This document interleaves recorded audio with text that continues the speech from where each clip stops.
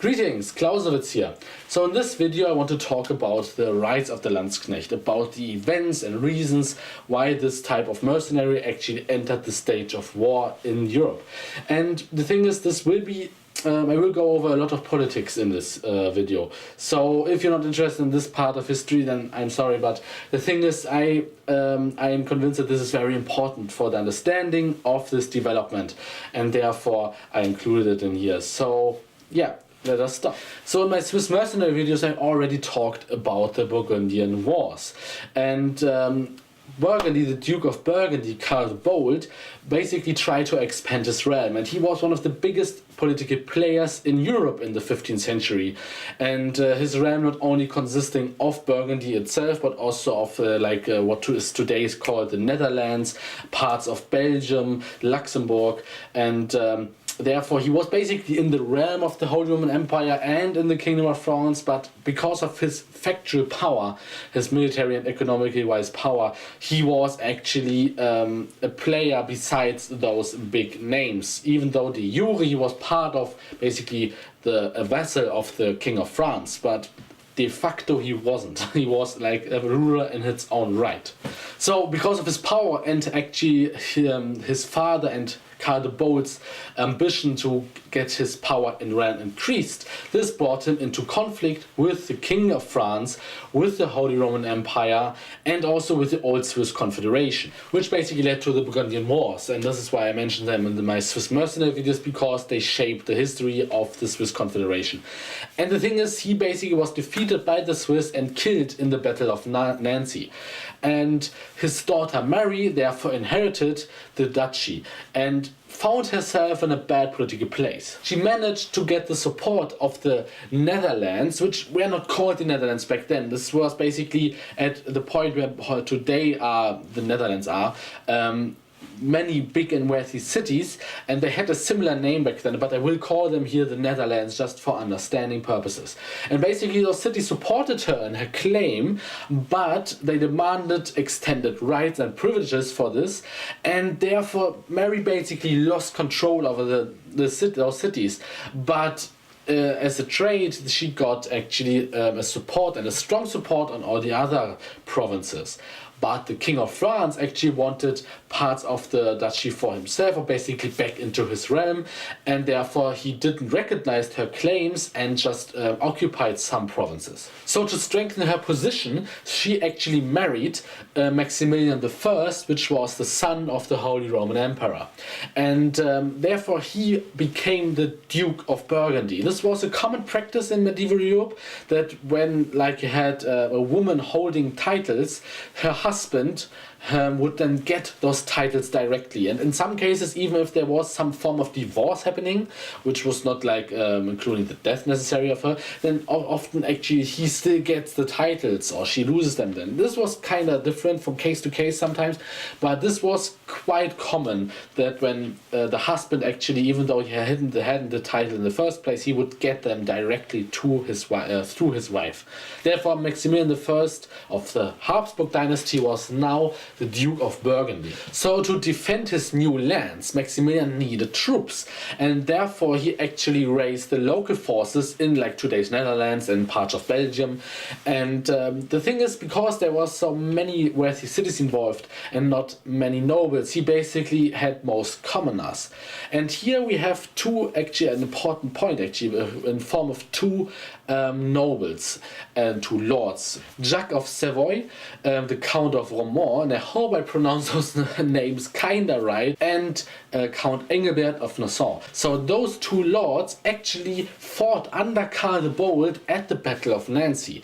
And the thing is that they knew how the Swiss fought, actually what the Swiss are capable of, and therefore it seems that they urged Maximilian to organize his troops into this fashion, and also helped organizing training them. I mean, the former Duke was defeated horribly, so basically actually the Dutchy of Burgundy had a very high standard of a military system, very good military, and I will talk about their military system at some point, but it was still defeated by the Swiss, and actually they lost many of their troops. This was one of the reasons why actually they couldn't raise such big numbers or such well-equipped numbers. Maximilian himself brought some nobles and some knights with him, and of course also raided what was left of nobles in those lands. But also those two counts I mentioned are indicating, because they are just counts, that there wasn't so many big nobles around with like big amount of lands and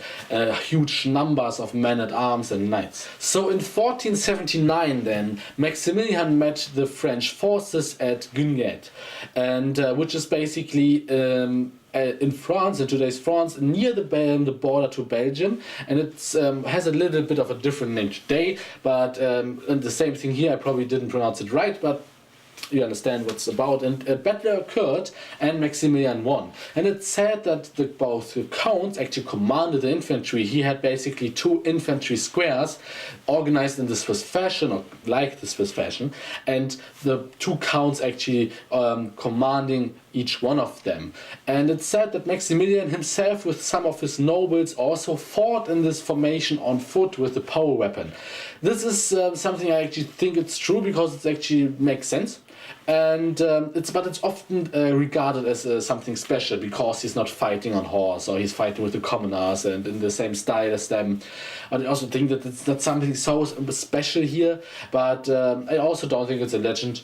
And maybe I will make a little video about this point to explain what I mean here exactly. But this is also what the sources say. And basically, he won the battle, and therefore could enforce his claims on those provinces. And we basically saw the first proto-Landsknecht in action and be successful.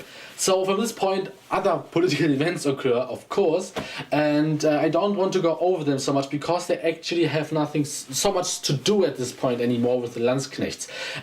Like Mary actually died through an accident, therefore Maximilian had to give some lands away, and like I said, many political events took place, but the Landsknecht wasn't so much involved in here. So what basically happened was that Maximilian needed troops for inner and outer political reasons. Also, the emperor actually made his influence, or used his influence and power to basically make Maximilian his successor to the crown of the emperor, even though that wasn't actually possible in traditional sense of inheritance, but the Kaiser or the emperor was elected. But this shows that it was very important for the Habsburg dynasty to really build upon this power and actually don't lose it. And he wasn't like the first Habsburg emperor, but therefore Maximilian needed also more power and therefore troops to support his father, also his own claim on the crown, and to improve his chances. And therefore he hired mercenaries. He relied more and more on them, something cities already did for some time, especially in Italy, but monarchs not so much. And he was one of the first higher lords relying so much on mercenaries, which was already those were not mercenaries in the first place I mentioned, like the proto-Landsknecht, but the thing is, now he hired mercenaries, and especially when in 1487, some months after he was actually elected to the new Holy Roman King or Emperor, he started to train men, hiring mercenaries and training them in Bruges under the command of Count Eitel Friedrich II of Hohenzollern. And also they hired Swiss officers, which then helped training those mercenaries in the Swiss fashion. And basically in 1490 they were basically complete this army and swore an oath on serving Maximilian, and basically now had his own private standing army, which were independent of the cities and the lords and the church. The church not so much, because of course what the church is saying, how the world or how God works also influences those, but basically they were out of those political influence. And on the other hand, they were very expensive. So some years later, to precise 1499, the Swabian War broke out, which was like the final stage or the final war between the Holy Roman Empire, or basically the Habsburg dynasty and therefore the emperor, and between the old Swiss Confederation. I mentioned also I explained this in my Swiss mercenary videos, how there was this big conflict because the Swiss cities were actually part of Habsburg lands, getting Reichsfrei. Habsburg want them back, and there's this war between those wars between them. Actually, the Swiss were shaped by those wars, and therefore also this type of mercenary occurred. Like I said, I talk about this in my Swiss mercenary videos. But what is important now is that this war wasn't actually very long, just a few months, and was over again. And Maximilian's Landsknechts actually were fighting here the Swiss mercenaries, but were horribly outmatched, so they couldn't achieve any victory, and therefore the Swiss were victorious in this whole war, couldn't expand their realm, which is nothing so special actually, often mentioned in this context here, because we assume, I think, often that a victorious party or a victorious faction has to increase or has to gain land or so. This is not the case. But they were finally independent of the Habsburg dynasty, still part of the empire though. They based their legal system and their own rights on the legal system of the empire, but they could rule without interference their lands now and were truly Reichsfrei. And what Reichsfrei is, by the way, check my Swiss mercenary video. So the point is, that the Landsknecht proved ineffective against the Swiss mercenaries, and now Maximilian also needed a new army, so he hired again mercenaries and ordered Georg of Frundsberg to train those mercenaries. And what he actually noticed, Georg of Frundsberg was a veteran of the Swabian War, and therefore he saw firsthand what the Swiss could do and how they fight.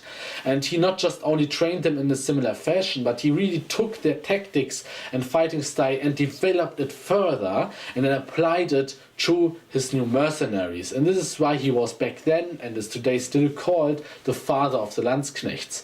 And now we have finally our Landsknecht, which has his own distinct equipment, and okay, part of his equipment of course were around before, but a very distinct equipment and fighting style, tactics and organization. And then those mercenaries, those Landsknecht, fought in the Italian wars. And I have to say the Italian wars were multiple wars, not all of them, the Holy Roman Empire was included, but like at the end stages of those wars, the mercenaries, those Landsknecht would fight in there and actually defeat the French and the Swiss. So now, like I said, we have this next development step in military development of Europe, where the Landsknecht takes his place in. And the thing is with the payment, because Maximilian actually had big trouble paying them regular and properly, they actually often, and also because they were so effective and had this very big self-esteem about them, they actually demanded more and more rights, privileges, payment, whatever. The thing is, they couldn't often be supplied with this. Therefore, they sometimes raided. This was also a big issue with mercenaries as a whole, but also with Landsknechts. And another point where this is why they also were then hired more and more by other factions and also actually offered themselves for this. Maximilian didn't intend them to be really just mercenaries that he dismissed them and could be hired by anyone else. He intended them, as it seemed, to be his army. And this didn't work out because of payment issues, basically. And this is also the reason why they were then, of course, hired by France, hired by Spain, hired by other German lords, hired in Italy, and so on, and made a huge impact on warfare. And it was more and more the standard to hire Landsknechts as your army, not so much rely on local troops or on the lords. Especially cities played a big role in here, as they already did before. And yeah, this was a brief summary of the rise of the Landsknecht. Like I said, a lot of politics, but very important political events. And in my next video, probably multiple videos about the Landsknecht, I will talk more about the equipment. Finally, it gets into military stuff. When I consider all of this, what happens actually military. Thank you for watching this video. If you enjoyed it, please give it a like and subscribe to my channel. I talk about military subjects in here. So click here for the next part of this video series, or click here for the whole playlist from the beginning if you just dropped in. I talk in there about the development of late medieval and Renaissance mercenaries in Europe. So hopefully see you soon.